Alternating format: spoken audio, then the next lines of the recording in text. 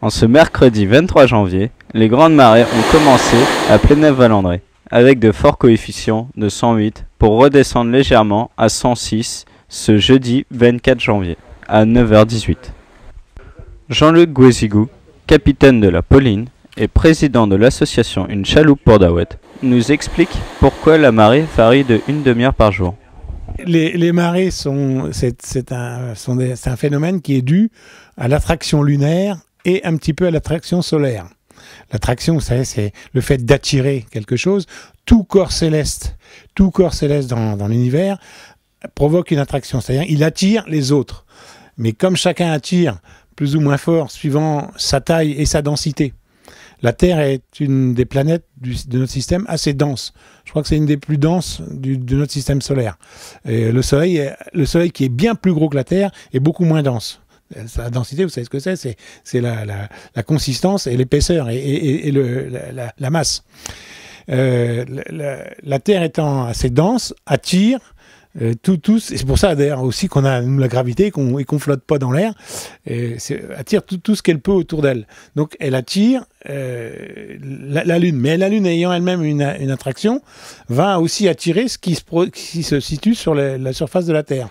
Et les parties mobiles qui sont sur la Terre, comme l'eau, parce que les montagnes, on ne sait pas, mais la croûte terrestre, là aussi c'est un phénomène dû aux marées, la croûte terrestre se soulève jusqu'à 40 cm en fonction de l'heure de la marée, quand c'est des grandes marées, comme c'est aujourd'hui et demain. Mais on ne s'en rend pas compte parce que comme tout monte régulièrement, tout doucement, on ne voit pas, mais il y a des ingénieurs physiciens qui ont mesuré ça. Et donc l'eau qui est mobile va être attirée par la Lune et un peu par le Soleil. Un peu par le Soleil parce que le Soleil est beaucoup plus loin, bien qu'il soit beaucoup plus gros. Comme il est beaucoup plus loin, la force d'attraction du Soleil sera 2 fois moins forte que l'attraction provoquée par la Lune. Alors, j'en viens maintenant à la question. La Lune tourne autour de la Terre et elle met 28 jours pour faire le tour de la Terre. La Terre tournant, elle en 24 heures, il va donc y avoir un retard de 50 minutes. Par rapport à un point fixe. C'est-à-dire que la Terre ayant fait un tour sur elle-même en 24 heures et la Lune ayant fait le tour en 24h50, pour se retrouver au même endroit, elle aura 50 minutes de retard. Ces 50 minutes de retard expliquent la marée qui va avoir du retard aussi.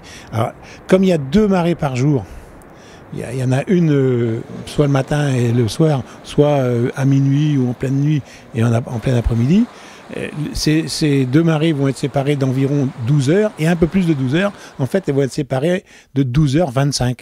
25 étant la moitié des 50 minutes qui sont en plus pour la rotation de la Lune. Comment se fait-il que les coefficients soient plus ou moins importants? Alors, les grandes marées sont dues à un phénomène qui est bien connu, c'est lorsque les 3 planètes, les 3 astres, le Soleil, la Terre et la Lune sont alignés. Que ce soit dans l'ordre Soleil, Terre, Lune, ou que ce soit dans l'ordre Soleil, Lune, Terre. Mais quand les trois astres sont à peu près alignés, ou plus ils sont alignés, plus les marées vont être importantes, puisque lorsque vous allez avoir un alignement Soleil, Lune, Terre, les 2 astres Soleil et Lune vont tirer dans le même sens. Donc l'eau va être attirée beaucoup plus fortement et ça va donc provoquer une plus grande quantité d'eau en mouvement, donc des marées plus fortes. A l'inverse, le Soleil et la Lune sont alignés avec la Terre, ça s'appelle la syzygie. Donc ça se produit tous les 15 jours, je vais vous expliquer après pourquoi. Et que le Soleil et la Lune ne tirent pas dans le même sens, n'attirent pas l'eau dans le même sens. Lorsqu'il y en a un qui, on va dire, attire vers le nord et puis l'autre, on va dire, vers l'est, quoique ça ne veut rien dire ça, ça veut dire que ça forme un angle à 90 degrés et l'un et l'autre tirant dans des directions opposées va être attiré un petit peu par les deux et donc ne va pas monter ou ne va pas descendre très bas. Ce sera la période des mortaux, c'est-à-dire ce sera le contraire des grandes marées. D'accord? Et alors, pourquoi il y a ça tous les 15 jours? Tout simplement parce que la Lune met 28 jours pour faire le tour de la Terre. Elle met 28 jours, un quart. C'est ce qui fait que tous les 28 jours, un quart, elle va se retrouver au même endroit. Sur ces images, nous apercevons un sillon aussi appelé tombolo. Celui-ci permet de rejoindre le ver de lait à pied pour y pratiquer la pêche ou aussi apercevoir les oiseaux de plus près. Jean-Luc Guézigou nous explique comment ces sillons sont façonnés. Comme un résultat, c'est créé, formé de cailloux ou de sable, ou de sable. Ça peut être les deux, ou de galets. En l'occurrence, ici, à Plénève-Valandré, il y a un sillon qui est formé de galets. Il y a un autre sillon beaucoup plus célèbre et qui est beaucoup plus grand qui se trouve à côté de Bréa, qui s'appelle le sillon de Talbert, qui lui fait, je crois bien, 6 km de long. C'est créé par les courants. Et les courants marins, c'est la conséquence des marées. Parce que, je répète, la Lune et le Soleil attirant l'eau, eh bien, lorsque l'eau est en mouvement, elle va emmener, parce que c'est des forces qu'on n'imagine pas, hein, ça va emmener des pierres et du sable.